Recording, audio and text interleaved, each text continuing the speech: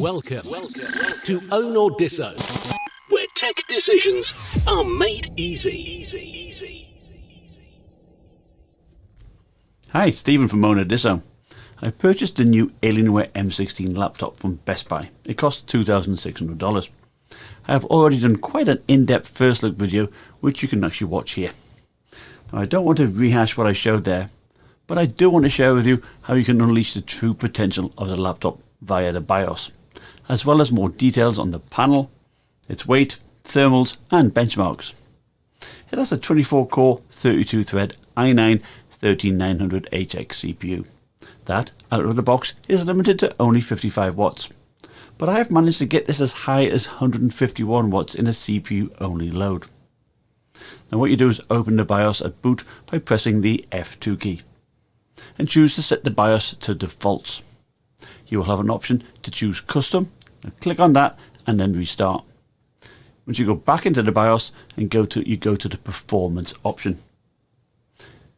You now will be able to choose 2 overclock options, or even create a custom profile by changing the power limits, the voltage and also assigning an undervolt. Now there's not a lot of difference between the 2 standard overclock options, as you can see by the Cinebench R23 multi-thread and single core scores. But there is a big improvement compared to stock, especially when doing multi-threaded workloads. So what's the price of this? Well, the 13900HX does get very hot. Now it will typically run at around 145 watts and 100 degrees Celsius when all cores are under load using the high performance mode. Now in a real world application such as a Handbrake encode, the 13900HX blows away the encode. It's hard to believe that it is 4 times as fast as the 6-core 12-thread i7-9750H that I was only using a few years ago. Now even in Handbrake, the CPU would run at 100 degrees, of course using the high performance mode, even with a max fan, which by the way is pretty loud at 60 decibels. Now the CPU has 2 fans and there's another one over the heat pipes in the center, and there's a 4th one for the RTX 4080 GPU. Now it also has a vapor chamber. Now the max fan is loud, but there's no coil whine like I heard that the Asus ROG Strix 18 has. Now both the CPU and the GPU are painted with their Element 31, which is a gallium silicon thermal interface, but it struggles to cool 85 watts in a combined CPU and GPU load, as shown in this footage of Battlefield 5. Now in certain situations, I have seen a combined GPU and CPU load of 250 watts, which to be fair is pretty amazing. Now disabling high performance mode by pressing the F1 key will reduce the CPU to 55 watts, and this is much easier to cool. Now depending on the game, switching off high performance mode, or as I call it in this chart, balance mode, you'll see a lower frame rate, particularly in games that rely on the CPU. I also thrown results from my MSI GE77HX, which has the i7-12800HX and an overclocked 3070 Ti. At 1440p, the 4080 is only 12% faster. And I'll show more benchmark numbers shortly, but one worrying trend I saw was a lower 1% low or minimum frame rate on the M16 compared to the GE77HX. Now I didn't like the rubber foot that runs around the base, as that has a tendency to restrict airflow. Now I do understand that they did this to prevent hot air from being recycled from the side vents. But to be fair, laptops have been using 4 feet in the corners for years, and my GE77HX runs much cooler. Now one standout feature of the M16 is it has 4 SSD slots. Now 2 are the smaller 2230, one actually can be used as a 2280 or a 2230. And the one with the operating system on is a 2280. Dell says that it can actually support up to 9 terabytes of storage, and I think this is excellent. This PCI Express Gen 4 SSD is plenty fast, with 7,100 megabytes per second read and 6,400 megabytes per second write. There's no need to use RAID and use up one of the slots. Now the RAM is not soldered, and you get 2 sticks of 8 gigabytes DDR5 4800 MHz. Some manufacturers are using faster 5600 MHz, but this serves to keep the price lower. The two 2-watt speakers are nice and clear, they're quite loud at 81 decibels, and they don't sound tinny. And the 86 watt hour battery lasted me 4 hours streaming YouTube at 50% brightness, or 100 nits.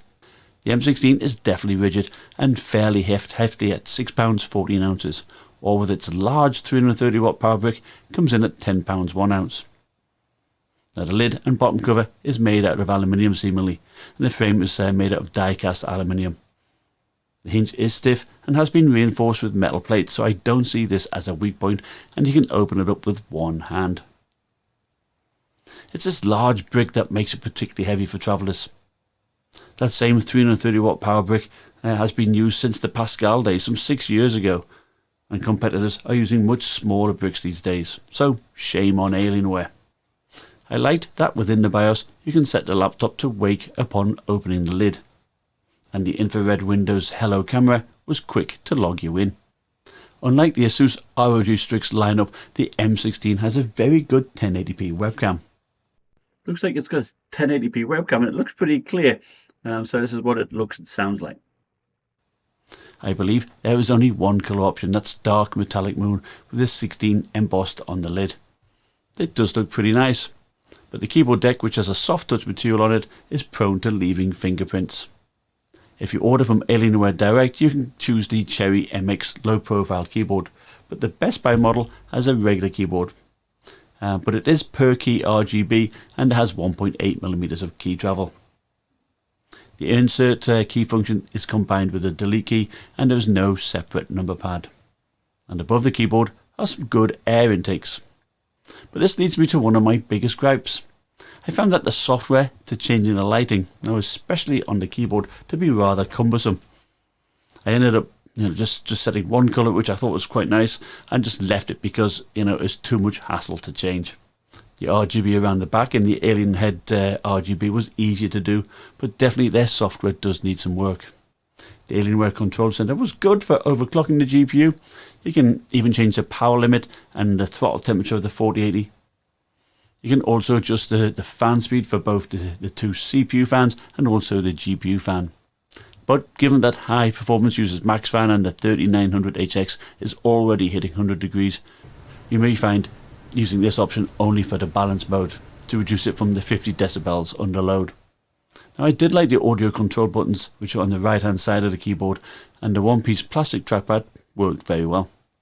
Now all the ports are either on the left hand side or at the rear, including two Thunderbolt 4 ports, HDMI 2.1, mini DisplayPort 1.4, and you get 3 USB Type A's.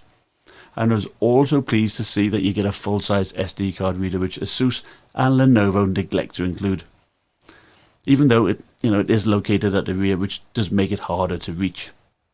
Now the right hand side is dedicated to the cooling of the 13900HX CPU. Now the 16-inch IPS level 16x10 2560 by 1600 BOE panel has a refresh rate of 240Hz and a claimed response rate of 3 milliseconds. Some have complained that it's not a mini LED or it doesn't have 500 nits of brightness. Now Alienware may have opted this to, just to keep that price down, because let's face it, $2,600 is pretty good value, and to be fair, it is always selling out at Best Buy. And it's only $100 more than what my GE77HX with the weaker CPU and the 3070 Ti, when that was launched, late last year. Now I measured 319 nits at peak brightness, which is plenty bright for most people, and at no time did I think it looked dim. Now colours were also good. I measured a gamut of 99% of sRGB and 86% of Adobe RGB with a contrast of 870:1. Now is it the best panel out there? No, but it's definitely good enough for most people. I saw no backlight bleed, and ghosting performance was also very good. Like many of the high-end gaming laptops this year, the M16 has advanced Optimus, which I much prefer to having. Unlike MSI laptops, which do have a mux switch, Advanced Optimus switches automatically between the dedicated GPU and hybrid graphics once a game is launched. Now I do hear some people complain that the screen freezes just for a split second whilst it's switched, but it is much better than having to do a reboot. Plus, if you like, you can also keep it in dedicated GPU mode all the time, which I did for all of my game benchmarks. I want to show you how the Alienware M16 gets on with the new Hogwarts Legacy game. This is a game that is quite hard to run, although, to be fair, my 3070 Ti on my GE77HX has no issues, unless I ran ray tracing at high with no DLSS. Unfortunately, the M16 suffered from stutters. Now this footage I'm showing is at high settings, ray tracing is set to high and DLSS at balanced, which the GE77HX had no problem with. And you will see that it clearly stutters with the Alienware M16. In fact, even with high settings, ray tracing set to medium, enabling DLSS and using frame generation, it still stutters. Now the problem does not lie with the RTX 4080, as my desktop with a 13900K and RTX 4090 also stutters. And as you can see, the 1% lows are below 25 FPS, which I would say is about the level below which stutters are observed. DLSS does help improve the 1% lows, but frame rate generation has no effect at all. Now on this occasion, it's not Nvidia's fault.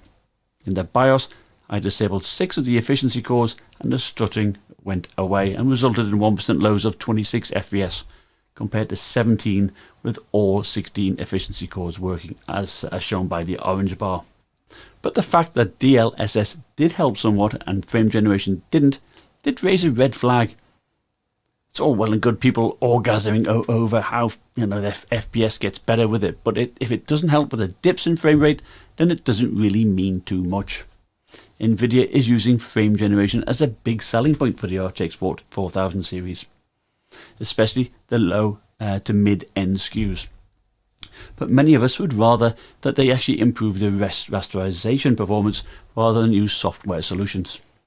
Here is Far Cry 6 using 2560 by 1600 ultra settings. I compare high performance on and also off. Now this is a game that likes the fast CPU, so in high performance the 13900HX clocks in at 91 watts and 100 degrees. With high performance off, the CPU drops to 55 watts and 87 degrees and the 4080 runs at about 4 watts less. During the benchmark run, we see no loss in frame rate and we get a 13% improvement over the RTX 30 Ti in the Legion 7i and 34% over the 3070 Ti. Now interestingly, at 2560 by 1440, this performance difference was less, 17% faster than my overclocked 3070 Ti. Perhaps it was the drivers. I show the same here in the new Dead Space remake at 2560 by 1600 using ultra settings and DLSS set to balanced. High performance mode, we see the 3900HX at 80 watts and the 4080 at 135 watts. With it turned off, the fine noise is definitely much quieter as the CPU drops to 55 watts and the 4080 to 125 watts. I also did a test setting the PL1 to 115 watts in the BIOS and the CPU voltage to 1300 millivolts. Now I did try 1000 millivolts, but the CPU for some reason would only clock to 400 megahertz and the CPU temperature was definitely lower. So this is an option if you're concerned about thermals. The high performance mode does provide a higher frame rate in this title by some 23%, bringing it to about the same level as my overclocked 3070 Ti.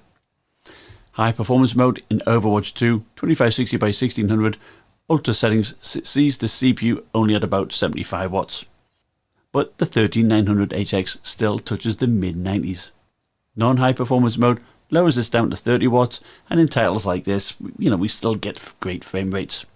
Now ideally, I would like to see non-high performance mode use about 65 watts. I think that would give a good balance between performance and thermals.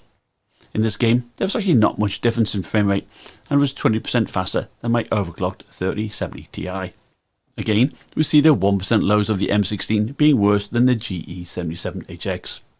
Now before I launch into the performance summary, I will show you some more gaming benchmarks, where I compare against the overclocked 3070 Ti in my GE77HX and some comparisons to the non-overclocked 3070 Ti and the 3080 Ti in the Legion 7i. Now the Alienware M16 is a very nice laptop. It is solidly built. It has a full-size SD card reader, which is a big plus for me personally. I like the speakers, they are loud, and they need to be to drown out that the very loud fans when it's on max. Now my preference would be probably to set the PL1 to 115 watts or use balance mode to at least bring that fan noise down. Now this will also reduce thermals but will reduce your frame rate depending on what game you play, up to about 20% in some titles, which brings it in line with a 3080 Ti or an overclock 3070 Ti. Also, frame generation is not all that it's hyped up to be, as you can see clearly here in Cyberpunk 2077. Sure, you do get a massive boost in average frame rate, but the minimums seem to be largely unchanged. And it's that which determines smooth gameplay. There's no point having 200 FPS if it still stutters. Now I really do like the advanced Optimus. I like the Windows Hello and the 1080p webcam, and it has a good mic. But I do hate that large power brick. I also really like the good storage options with the 4 M.2 slots. The 13900HX is definitely a beast. It's about 25% slower than the desktop 13900K, which isn't bad considering how much power that uses. As for the RTX 4080, well, you definitely get a boost over the 3080 Ti, which performs similar to an overclock 3070 Ti. Expect about a 23% boost over that, or about 30% over a stock 3070 Ti. But if you don't need that extra CPU power, you can buy a good 3070 Ti laptop for about $1,500, making it 70% more expensive for a 30% gain. But, of course, you do get the extra benefits as I mentioned before. But remember, those 1% lows ended up being 13% lower than my 12800HX and 3070 Ti laptop. I even noticed stutters when I played Battlefield 2042, making the gameplay smoother on my older laptop. But I'm sure, as drivers mature, these things will improve. And I do think if I was to buy a 4080 laptop today, either the m16 or the larger m18 would be the one I would get, although the latter is heavy at £9, and that is without that power brick. Now I'd like to thank you for watching. If you like my video, consider subscribing, as I have a host of other new laptops to review. Bye now.